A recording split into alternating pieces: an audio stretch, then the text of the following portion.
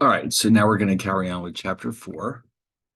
And so the last time we were looking at combinatorics for the most part. We were introducing the concepts of arrangements, combinations, and permutations. And if you notice, we all had, each one had a formula, all of which are ultimately based on the factorial operator.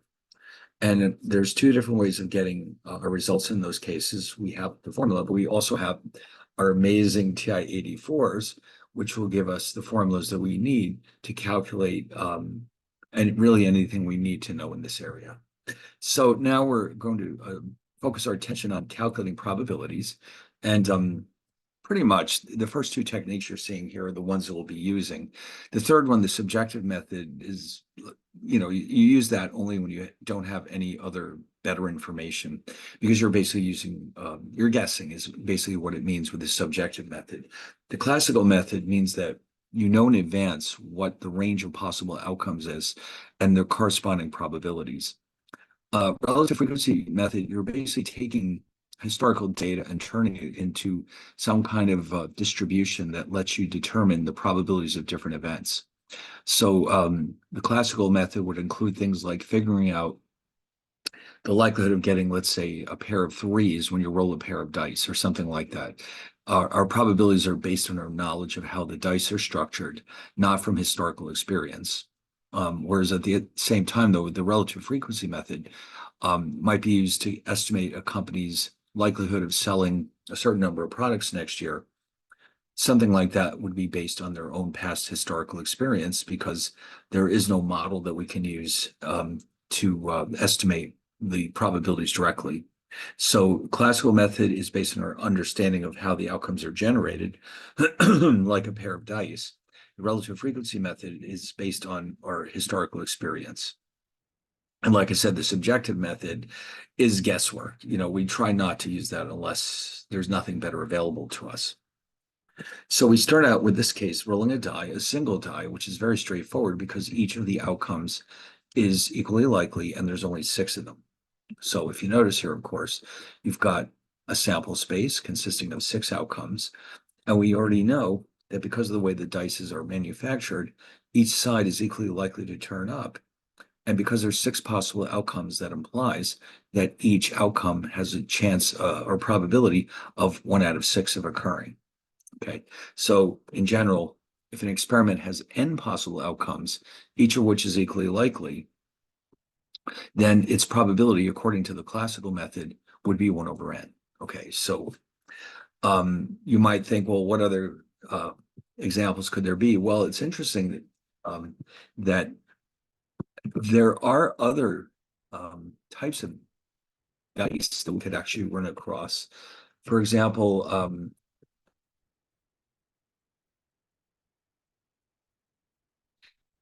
I don't think so, but there must be games out there somewhere that require a 10-sided die, and so they do exist. And that means you've got 10 sides, each of which is equally likely. So that means the probability of getting a single outcome here is 1 out of 10 instead of 1 out of 6 with a traditional die. And you might wonder, well, what about 20? Why can't have those too? Which means that, of course, each outcome has a probability of 1 out of 20. So now you might be surprised to see this, but at the very least, it does go at least up to 100. So here you've got 100 different values from 1 to 100, each of which is equally likely to turn up, or 1 out of 100. Okay, so again, this is the classical method because we know how this dice is put together, and we can use that information to come up with our probabilities. Yeah, look at this thing. Yes, they do make them. Look, there's quite a few of them, as a matter of fact. I'm sure if you went to Amazon, you could find one. Huh. All right, anyway.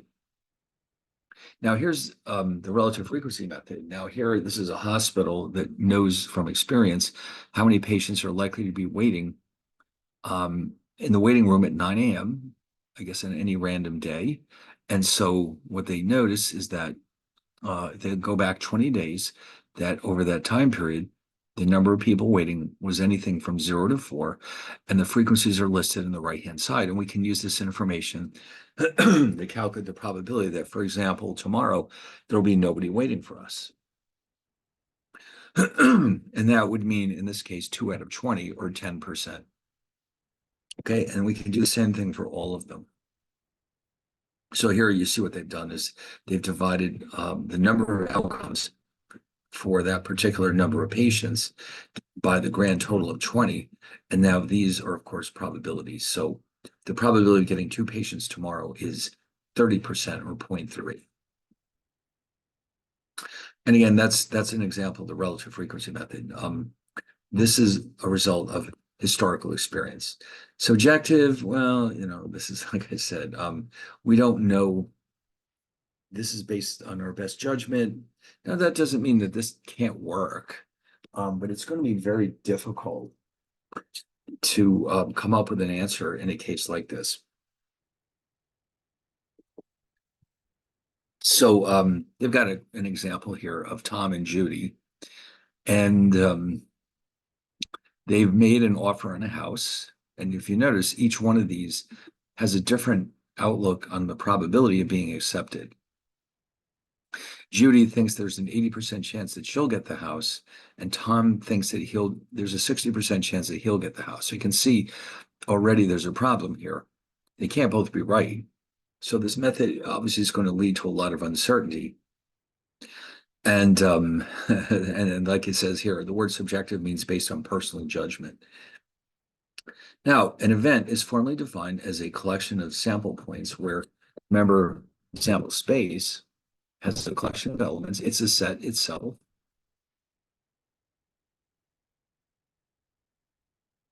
So the sample space of an experiment is a set consisting of all possible outcomes. Okay, so for the die rolling experiment, sample space is just very simply 1 through 6. Because those are the only outcomes that can occur when you roll a single die. For when rolling a 10-sided die, the sample space is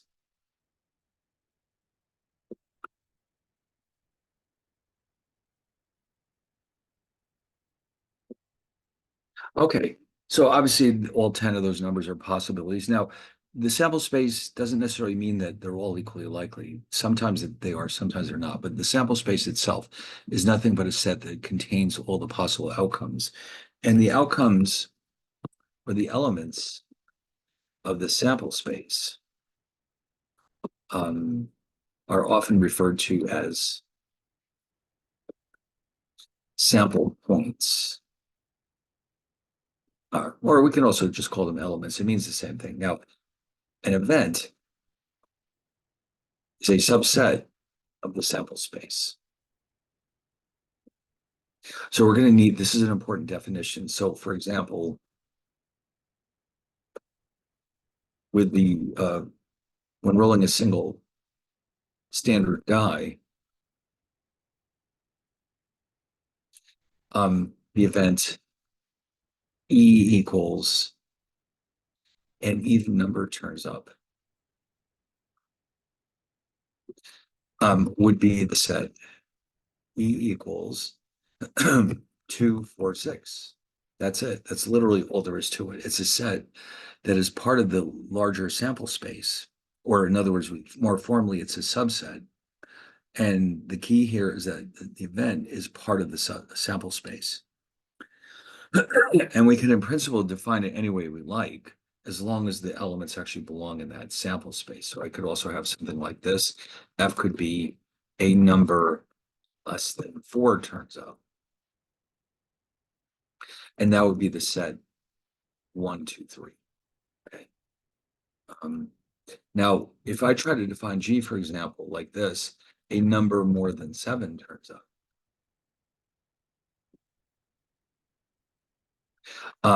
This is not an event because the numbers greater than 7 are not included in the sample space. Okay, so G is not considered to be an event, at least not with respect to that experiment. For a different experiment, maybe, but not this one. Okay, so what we're going to do here, our focus will be on calculating the probabilities of events. We can calculate the probabilities of events knowing how the sample space was generated.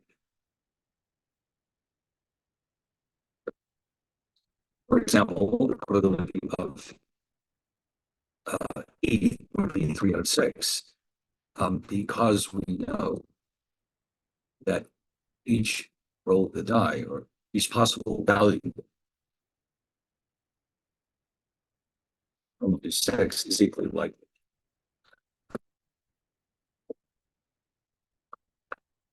That's not always true. So what we could also do here is note that in more general terms,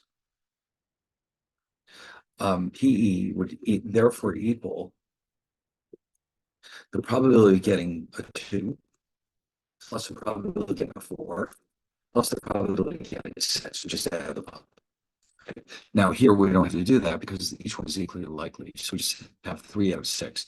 But in general, I mean, if they're not all equally likely, then this approach will not work. We have to do something like this. Okay. So anyway, okay, I don't need that anymore. Now here's a construction thing we had before. We have the design phase and the construction phase. So what they've done is they've gone through and showed all the sample points. Now here the sample points are ordered pairs. The first number is the design time, the second is the construction time.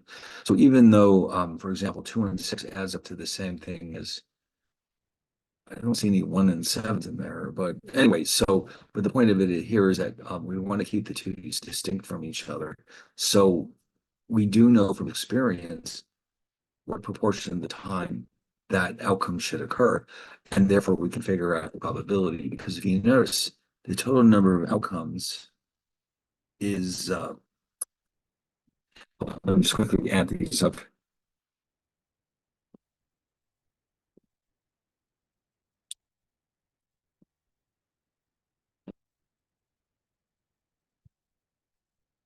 Uh, 40. Okay. So 6 out of 40, for example, is 15%. 4 out of 40 is 10%, et cetera, et cetera. Okay. So this again is the empirical or relative frequency method.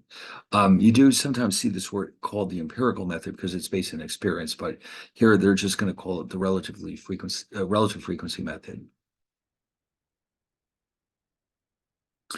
All right. So therefore, you could construct a probability like this one. The probability that it'll take 10 months or less to complete. Event C contains all the ordered pairs where the total is less than 10. Or 10. It's 10 or less. So what they're doing here is they're making the list, and then they're going back and adding up those probabilities. That would be this one and this one, this one. In fact, they're only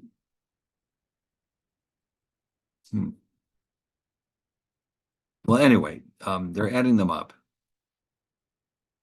to get 70%. For strictly less than 10, they're only including the ordered pairs that add up to 9 or less, and that brings it down to 40%. Okay. Now, here we go. Now, this is where it gets really interesting. This is where we start to rely on our previous knowledge of set theory. And before we do that, I'd like to quickly review some set algebra in case you started to forget.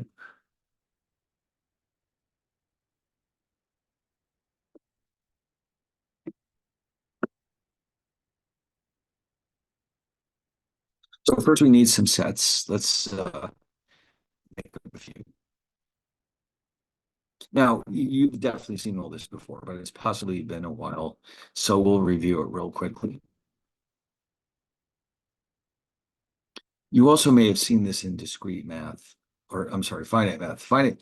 I keep forgetting which one they call it. Finite math and discrete math are the same thing. So I think the school actually calls it finite math. But the thing is, discrete math just means not continuous, meaning finite sets.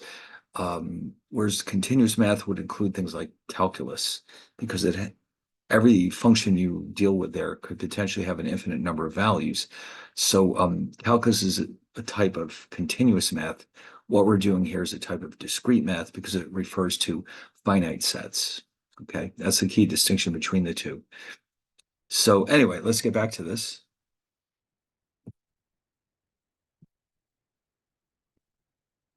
And so I'll just randomly choose some sets to show you some algebraic operations.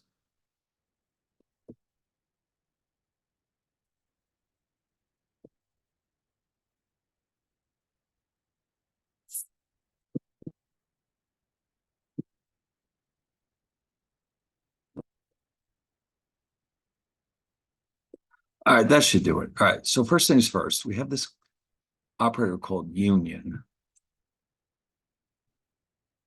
And there's a couple of ways of expressing it. You can see it written like this.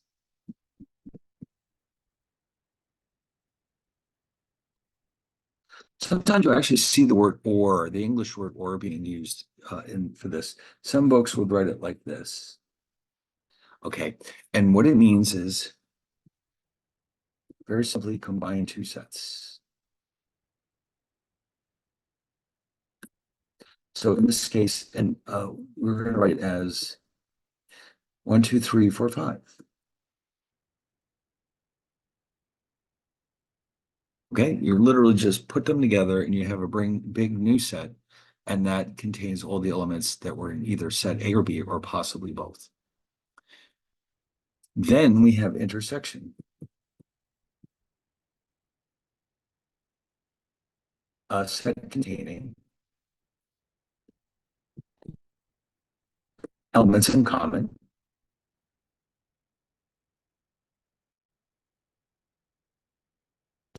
to two other sets. Actually, it could be more. We normally do it two at a time, but I'll just put that in parentheses. So it's a set containing elements in common to two or more sets. So here, A intersect B, for example, we'll write it like this. And sometimes we write it as A and B. That's a key right there. That symbol, you may recognize it. That's intersection. Up here we have union. And so if we try to do this with A and B, you notice they only have one element in common, which is the 3. So therefore, this intersection is 3. That's it. That's all there is to it. Now, sometimes we run into a special case, though. What if I asked you for C intersect D? Well, you notice there's no elements in common between C and D. C only has the 4 and the 5. D has the 6. So this is what we call the empty set, because it contains no elements. They have nothing in common. And then there's a special name for the situation. C and D are mutually exclusive.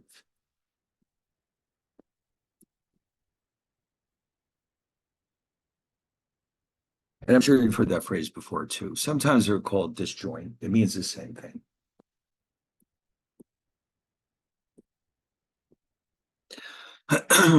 Okay, now the next thing I want to indicate here or represent is the concept of a subset. So here you can see now C is a subset. Oops, that's not what I meant. Sorry.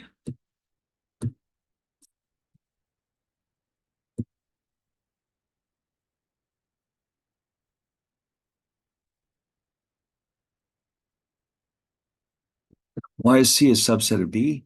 Because, and this symbol, it's kind of like a sideways seal. I mean, I try to exaggerate a little bit just to avoid confusing it with C, but you can see this is the subset symbol. And so the idea here is that C is a subset of B because every element in C is also an element. Wait a minute, sorry. Yes, that's right. And every element in C is also an element of B. All right, so you can see C contains 4 and 5, B contains 3, 4, and 5, which means C is a subset of B. But on the other hand, C is not a subset of D.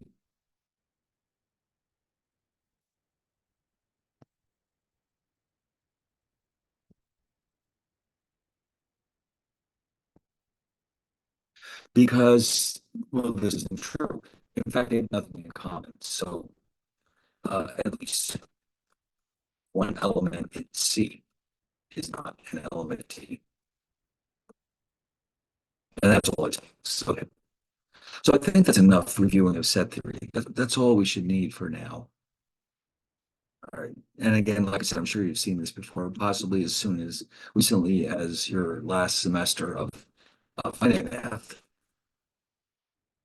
which I believe was only last fall anyway. I think because that's what I seem to remember everyone telling me. Um, well, anyway, so let's get back to this. So now we're going to illustrate this same concepts we just looked at, except with these special types of graphs called Venn diagrams. You might remember those. Venn diagrams are set up to represent sets and the relationships between them. One thing we do want to mention here is, there's one thing I did not mention. All right, let me go back for a second. There's one more concept I want to cover. Suppose we have this situation.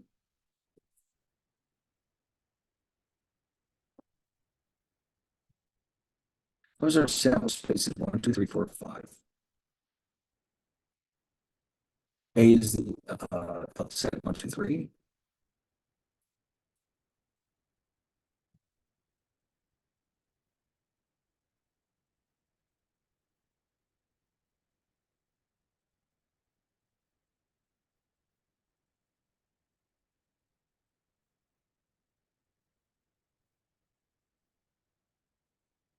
And let's say B is the set 4, 5.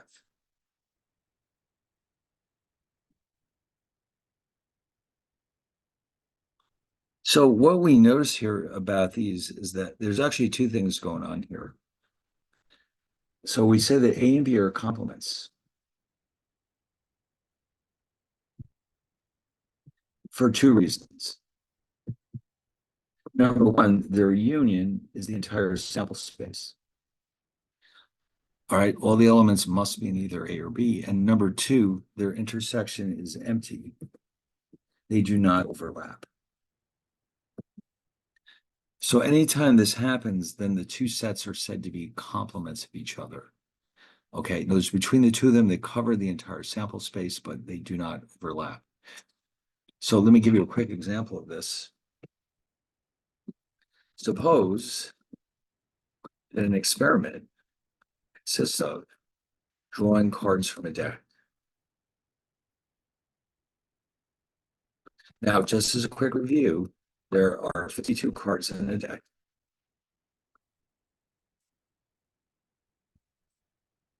Okay. 26 are red, 26 are black. Okay. And furthermore, while we're at it, there are 2 red suits, which is hearts and diamonds. And there are, of course, 2 black suits, clubs and spades. Now, the idea here is that suppose we let the event A be a red card is chosen, and then B is the event that a black card is chosen. It should be pretty clear that these are complements of each other.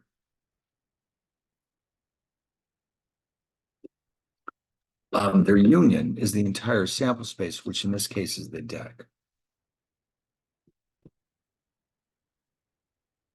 So in this example, S is the deck of cards. We don't have to write all the individual cards. We get it. It's 52 cards. And then their intersection is empty because no card can be both red and black. It doesn't exist. All right, so now we really are ready with our or finished with our review of set theory. There's no other concepts we'll need in this course. So, but what they're showing us here is this. One of the implications of complements is that the sum of their probabilities is equal to exactly one. So here's in this Venn diagram, you can see the box is the sample space. And white is A, all the rest, blue is a complement. So they don't overlap, but they do cover every possible value of the sample space. And this is what we mean by complements. All right, so now here's an interesting graph. Now this is another Venn diagram. What they've done here is they've taken A and B, and they're showing you their union.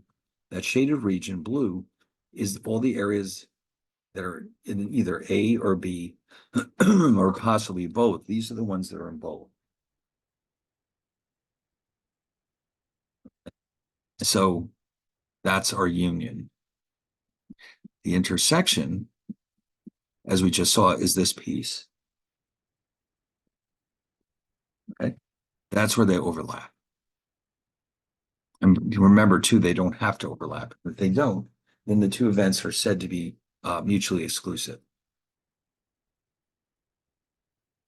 All right. Now, what has all this got to do with what we're doing? Well, there's several rules of probability that we can define in terms of set theory. Here's the first one. Now, this is called either the addition rule or the addition law. It tells us how to calculate the probability of a union, and this is the basic statement of it.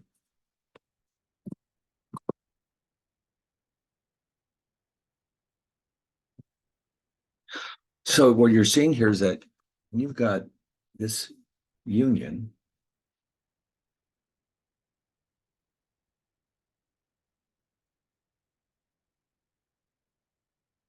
They're telling you you should add up all of A and all of B, but the thing is, if you do that, you're going to double count the part where they overlap. So therefore, you make up for that by subtracting the intersection between them. Okay. So in other words, if I do this with different colors, you'll see here's A, here's B,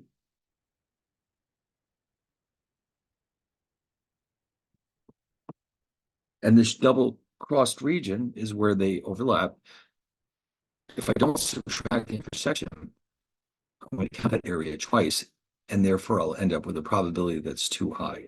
So what I do is subtract the center, the intersection between them, and therefore I end up with the correct value. So this is the addition rule or addition law.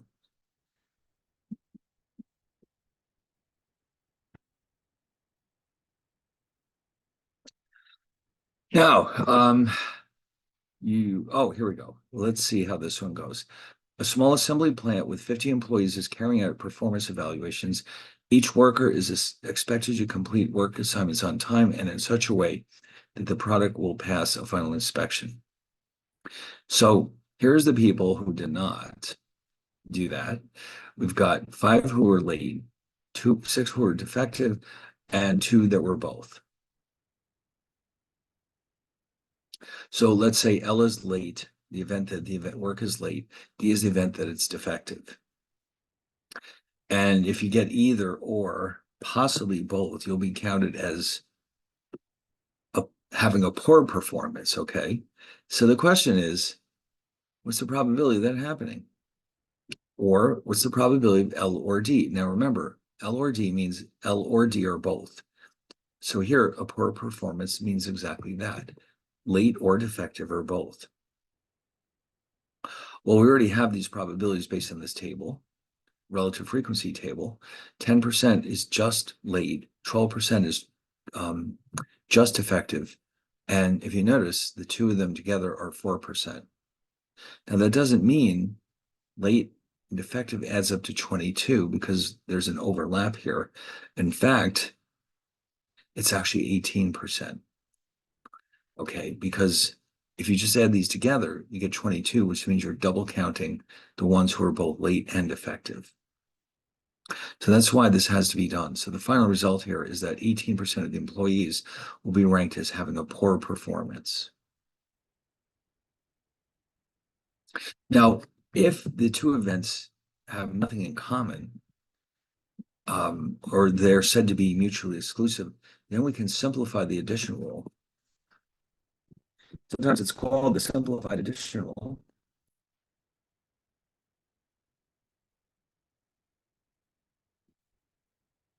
For mutually exclusive events like this.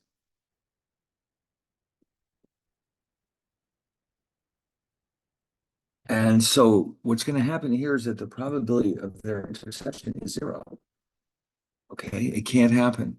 So that means in this addition rule up here, we can drop this last subtraction and we end up with this. Okay, I mean, we could use it if we want, but you're just going to be subtracting zero anyway. So the simplified addition rule is reserved for cases when two events are mutually exclusive.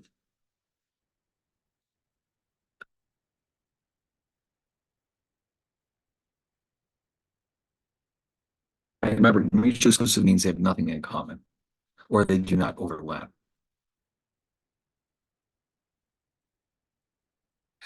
Now they want to introduce us to a very complex case here. This is a very special type of probability. It's called a conditional probability. And essentially, what it's saying is this: B is known to be true.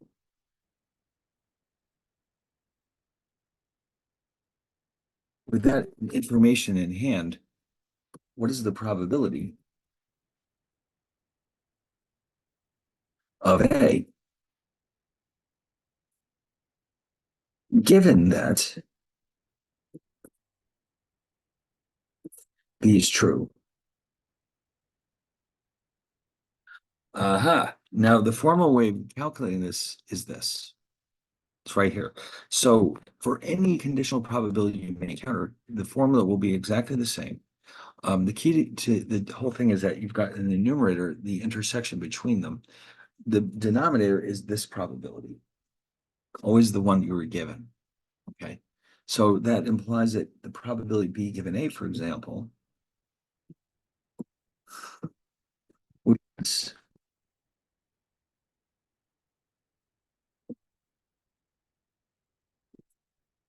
all right. Now, also, I want to point out as a side note that when you write these set operations, the order, at least for this one, is not relevant. So in other words, A and B is the same thing as B and A. Don't worry about that part of it.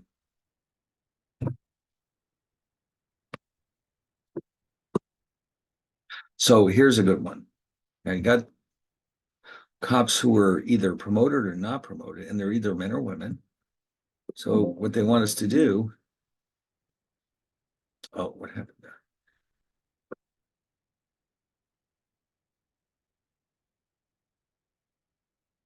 Well, that's strange. Just refusing to copy.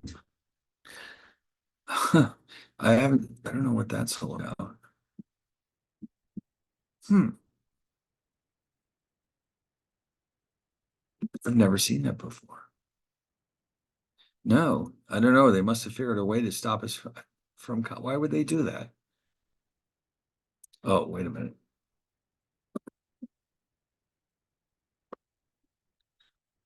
Oh, wait a minute. No, no, no.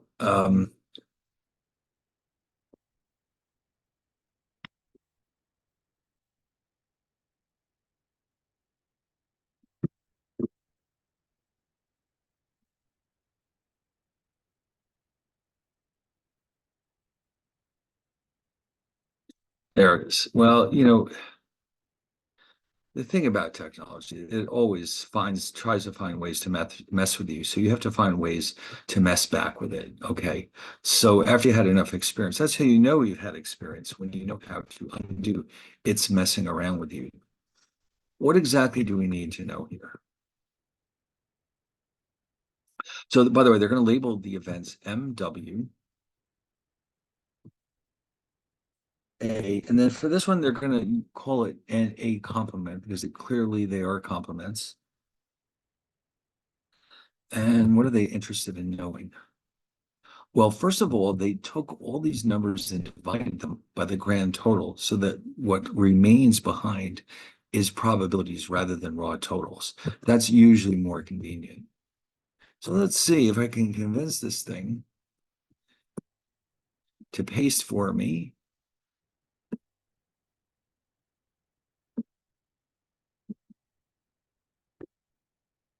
Yeah, I showed her who's boss.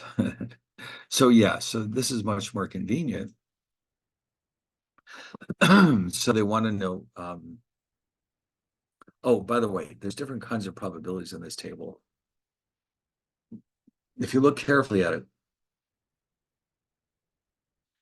this one is the probability of somebody being a man and promoted. This one is the probability of being not promoted and being a man. Okay, that's what that's all about.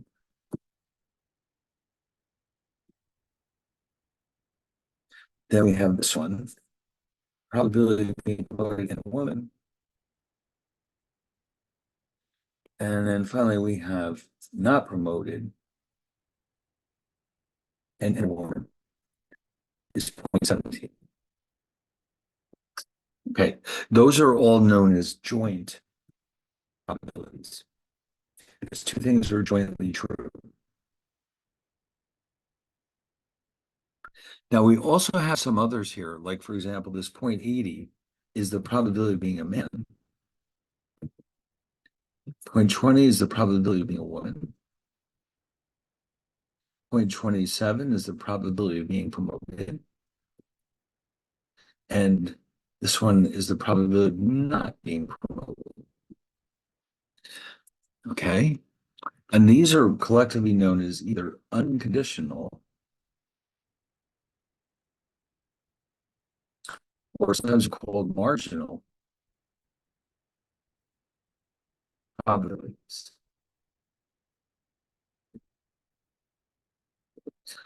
All right. Because only one thing is true. Up here, two things are true, so therefore they are known as joint probabilities. All right, now we can answer some interesting questions. A is an officer promoted and is a man, we know that. So we want to know this probability.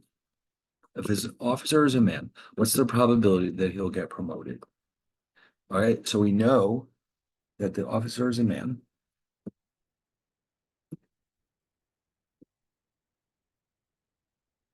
What is the probability or the probability, right? The probability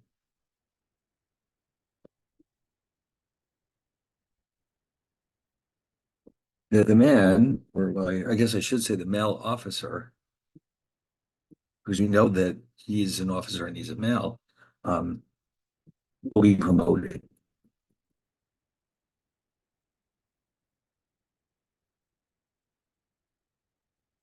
So we can just copy these probabilities from up here. A and M is 0.24.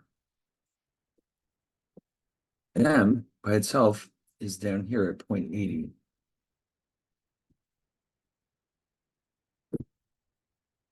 Sorry, not 60, 30, 0.30.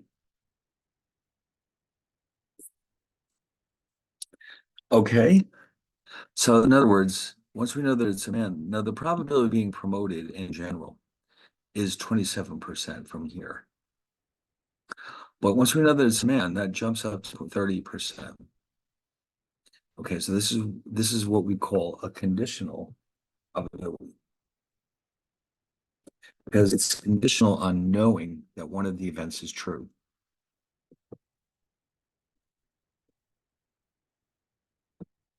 All right, so those are the only three you really have to know: joint, unconditional, and conditional.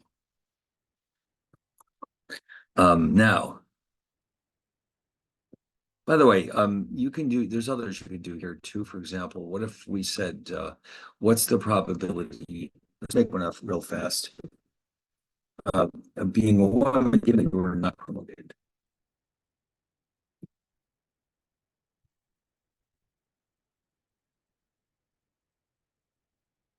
So therefore, you would have W and AC.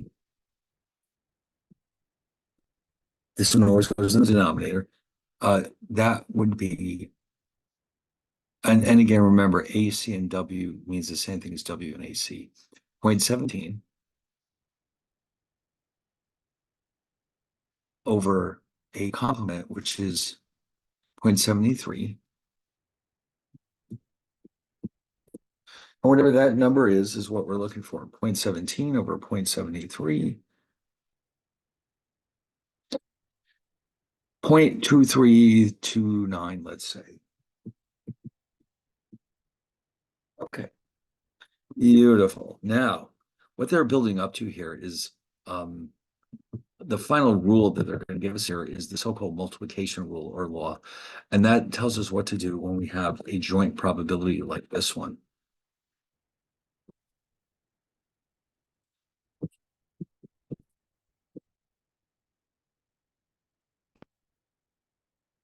Now, I'd like to point out that this actually can be written in a second equivalent way.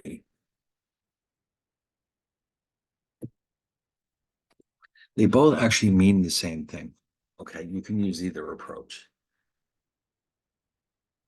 Okay, so be aware that they both represent the same information. And now, let's see what they're going to have us do. Now this is a separate example. We have newspapers. D means the household subscribes to the daily edition.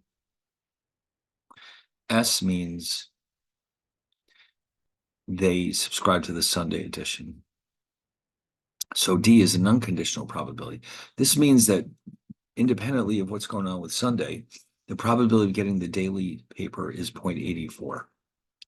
This one is interesting. S given D means for people who do get the daily subscription, the probability of them also getting the Sunday edition is 0.75. Okay. Now, what they want to know is what's the probability that you do both? So it's a classic example of the multiplication rule. You've got S and D.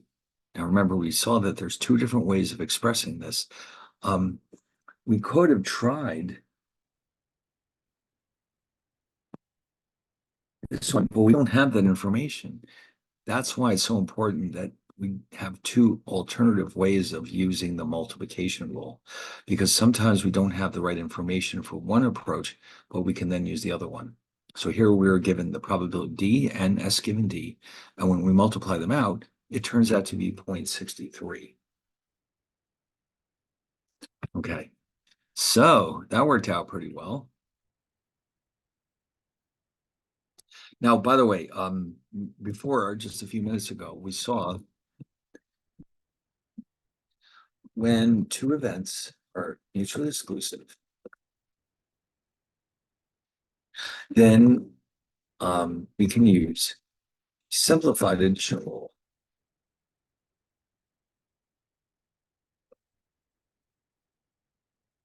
to find the probability of a union of events. Okay, now something similar is going to happen here with the multiplication rule. There is a simpler version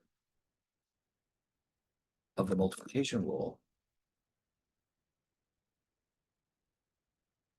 that can be used when two events are said to be independent. Now, independent is a very different idea than being mutually exclusive. In effect, if events are independent,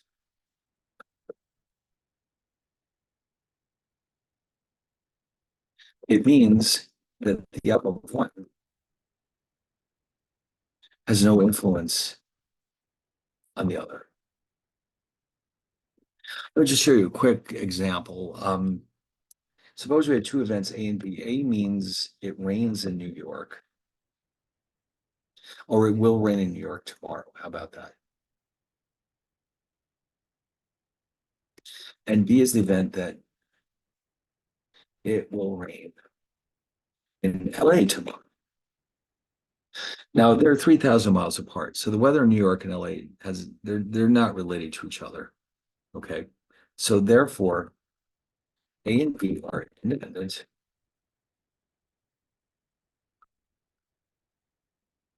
Since the weather in New York,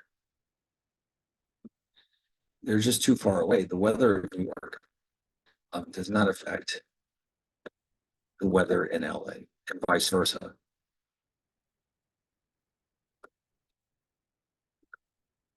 Okay, so that's in a nutshell what independence refers to, but we have to have a formal way of demonstrating whether two events are independent or not.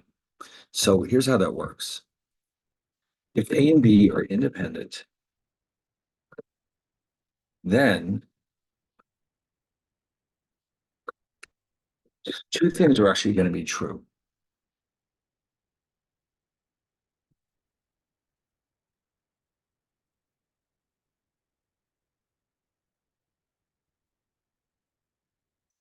Okay, so how do we interpret this? This shows that um, the um, the occurrence of B does not affect the probability of A, and the occurrence of A does not affect the probability of B. That's what it means in English. Okay, so therefore, now here, what is all this building up to? When A and B are independent, we can use the simplified multiplication rule. And what would that be? Let's go back and get the original rule. Remember, there's the two of them.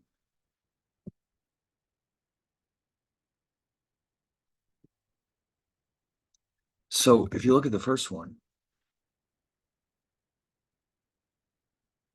independence indicates that P A given equals P A. And that means that this will become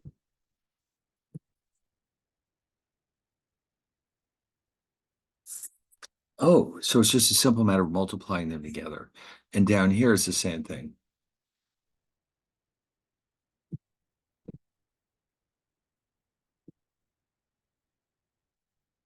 And so when you make that substitution, you get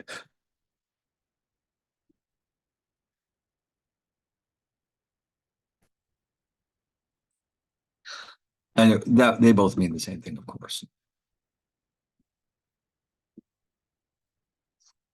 So let me show you a quick example of this. If a card is chosen from a deck and then replaced before a second card is chosen, then the outcome of the first draw does not affect the probability of the second draw.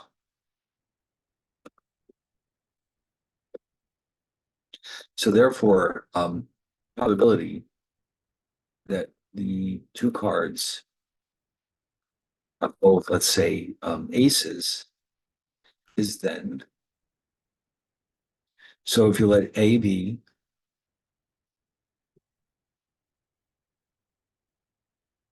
the first card is an ace, and PB means the second part is an ace. Probability of A by itself is 4 out of 52 because there's four aces out of 52 cards. All right, and then the same thing is true for B. Therefore, probability of both aces means, oh, that's all there is to it.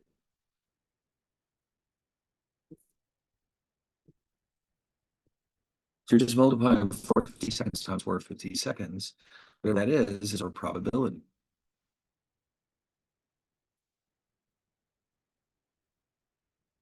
So it's going to be 16 out of 52 squared, or 2704.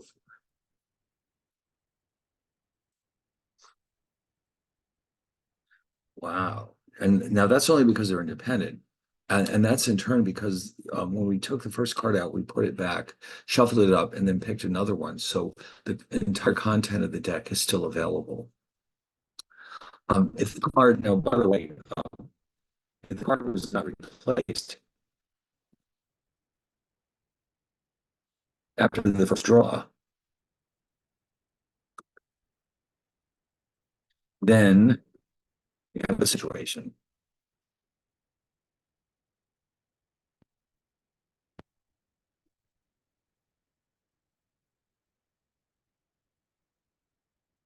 Oh, okay. Now this means probability of an ace on the second draw,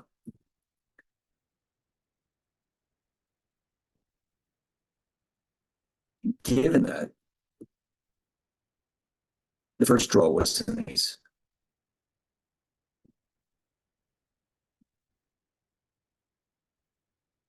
And then here is the probability the first card was an ace.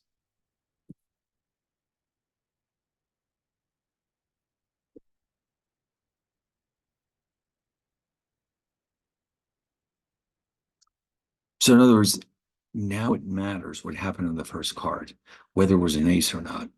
So the probability of A is easy, 52.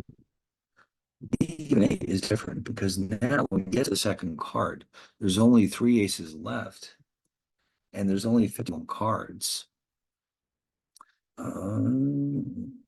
See how this is so different. Oh my God, it is very different, isn't it? Yes. So now,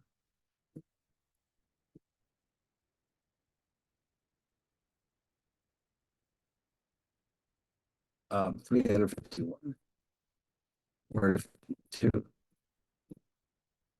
12 out of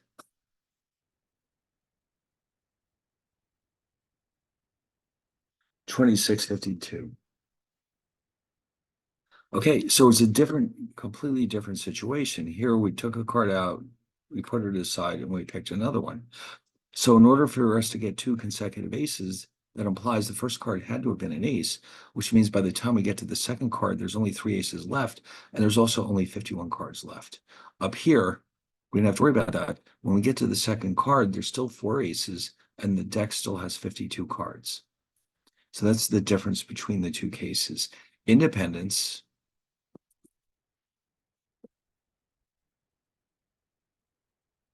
and dependence, we can call it. The opposite of independence is, of course, dependence. We can, actually, probably the better way to label this is dependent events. Up here, we'll rewrite this as independent events. How about that? It just sounds nicer.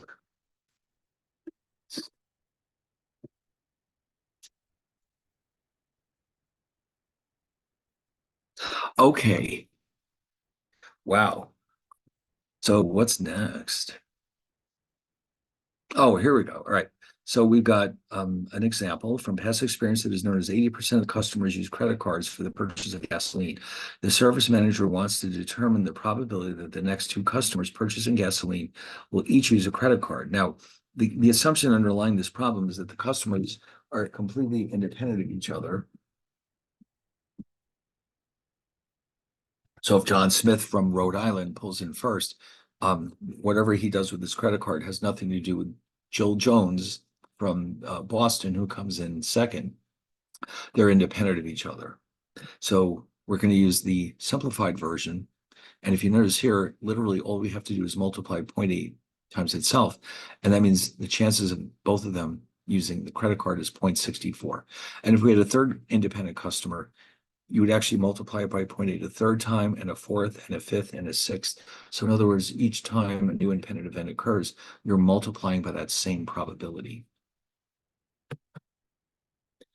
All right, now they're warning us here not to get confused between mutually exclusive and independence. Okay. Now here's a very complicated result.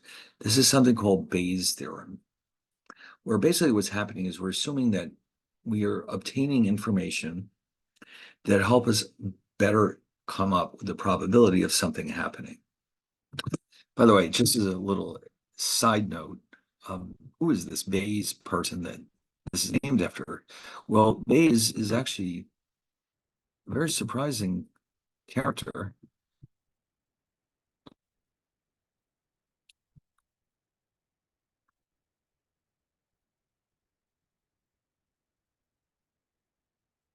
So here he is, Thomas Bayes invented this in English. He's an English, an Anglican, no, Presbyterian minister, but he was British. I mean, he lived in England his whole life, but he invented, actually his ideas were so important that there's actually a separate branch of statistics called Bayesian statistics. It's kind of a different philosophical outlook on statistics. And a lot of statisticians, they're either in one camp or the other, Bayesian or non-Bayesian. But the logic behind it is that if we have new information that comes along, we should be able to update our information and come up with better probabilities. Okay. Now, unfortunately, it's a very complicated type of calculation, very complicated, but it relies very heavily on conditional probabilities. So let's take a look at this one. And by the way, they're going to use this terminology, prior probabilities, which we know in advance, and then posterior probabilities, which is information that comes along after the fact. Prior, obviously means before. Posterior, these are Latin words.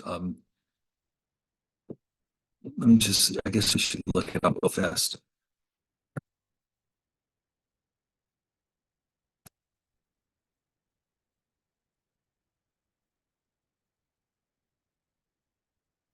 Yeah, in other words, after we learn new information, we upgrade our outlook on the probability of an event occurring, and it's called posterior. Um, the other one is prior. Sometimes in more formal texts, it's called anterior because it means it comes before the fact. But here they're calling it prior. And the word posterior itself,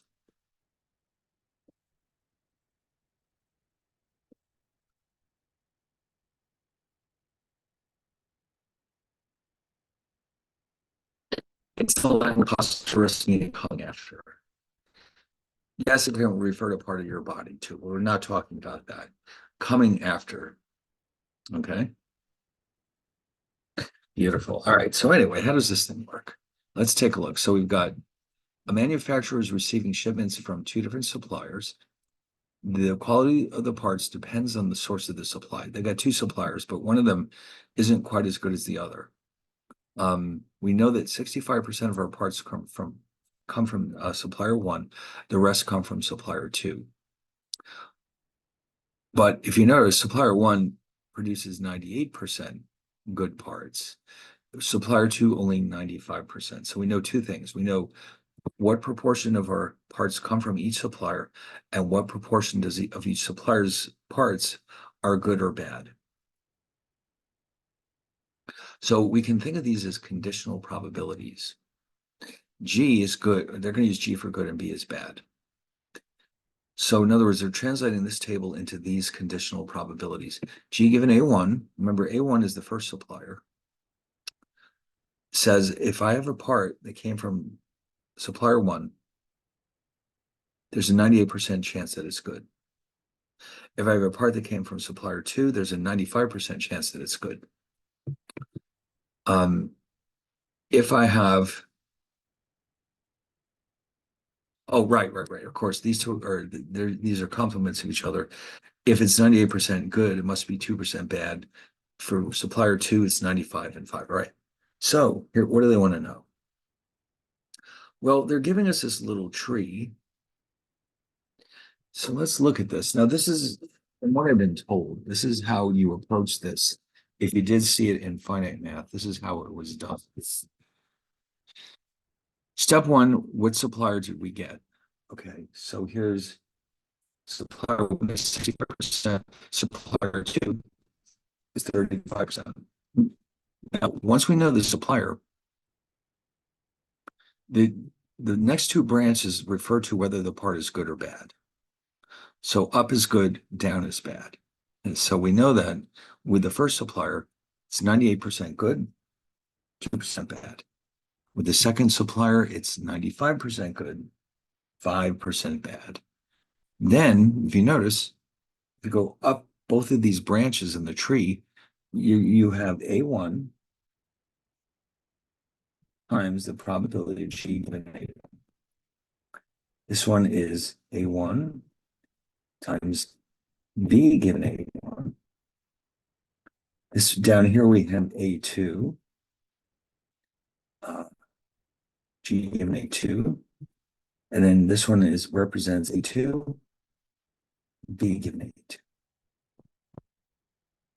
But since we already have these probabilities, we just multiply them together. So for example, let's grab this first one at random. I know they're awfully small. I'm not sure if it's possible to copy these.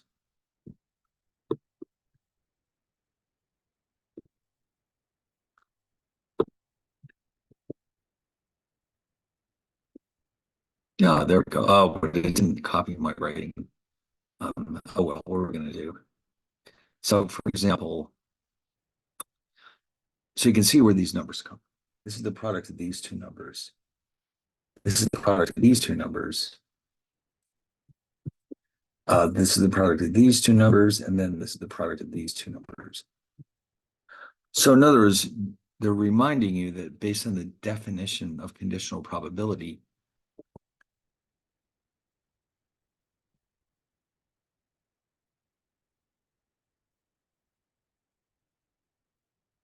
so therefore we rearranged it algebraically.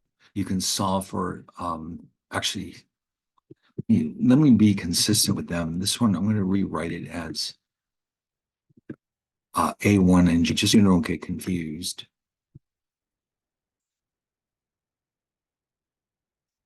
There we go. So in other words, because that's the definition of the conditional probability G given A1, I have both of those. And when I multiply them together, I end up with this A1 and G, and I end up with a probability of 0.6370. So I can find all four of these joint probabilities, A1 and G, A1 and B, A2 and G, A2 and B. Now, with that in hand,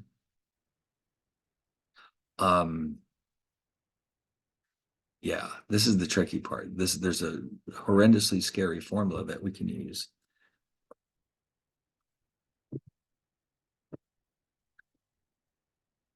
Ouch. Now, in the denominator, by the way, the reason why it has those dots there is because the number of terms in the denominator depends on how many branches we have. The numerator is only going to refer to one event. So let's say let's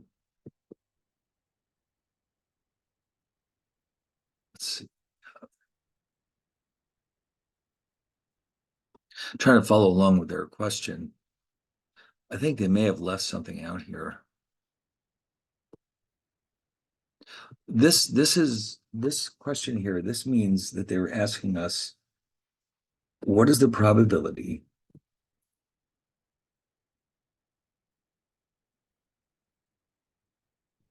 that the part is from supplier one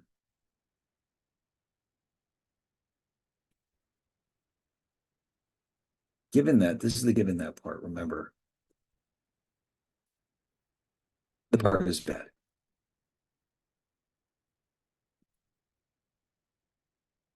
Okay, so you notice how in the numerator, we're going to have the probability A1 times B given A1. In the denominator, we have that same term, but we also have the same thing for A2. As it turns out, we have all those numbers. Um, although we have to, read like the way I've written it here. Um, A1 times B given A1 is right here, 0.13.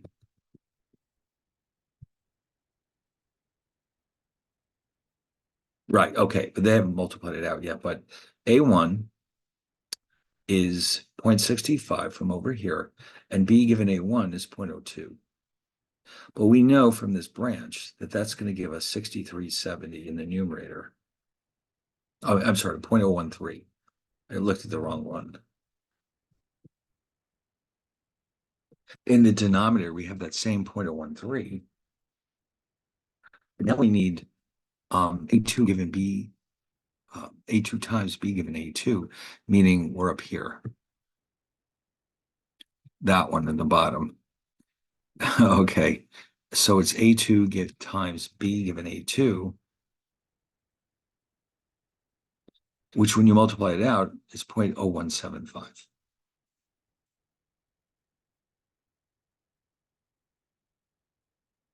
Okay, so you don't really need that graph. It's just that I think it could be very helpful in visualizing what you're trying to do. So if you pop those numbers into your calculator,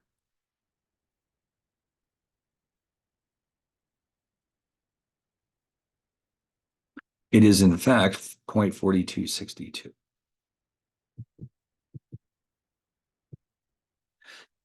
Now this one's going to take some practice. You might want to use this table of this graph rather the first time you start learning this.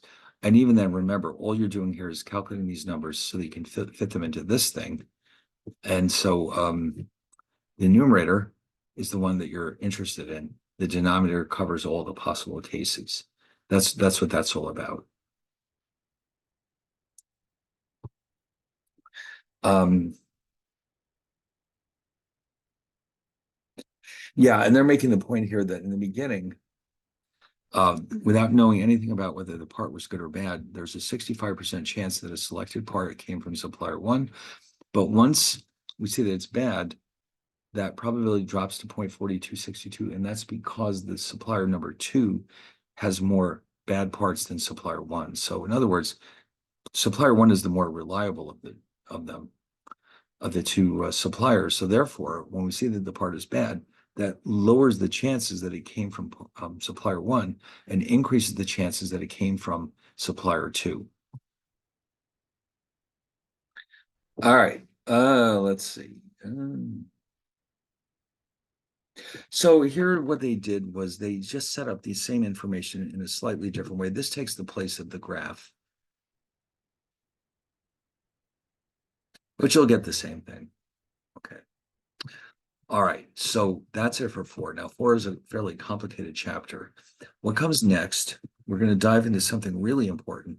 Now that we have our background set up in probability theory, we're going to introduce even more important concepts, specifically the notion of a random variable and a probability distribution. Those are going to prove to be possibly the two most important concepts in the entire course. Okay, so they build heavily on what we just did. All right, so let's take a quick peek at 5. Give you a sense where we're going with this. Oh yeah, there's a lot going on here. Now, by the way, in this chapter, first of all, we'll be able to use Excel again, but it turns out that your calculator will be more useful than ever before. It has a lot of features built into it that will make these calculations more straightforward and down to earth. But there's a lot to do here, a lot to do. So let's see. Yeah. Oh, okay. I don't want to scare you. So we'll save this for next time. Okay. All right. So next time we meet, we'll be looking at chapter 5, and you can see it's going to be pretty intense. But luckily, the calculator will help you, and we'll be able to do some of it in Excel. All right. So I'll see you then.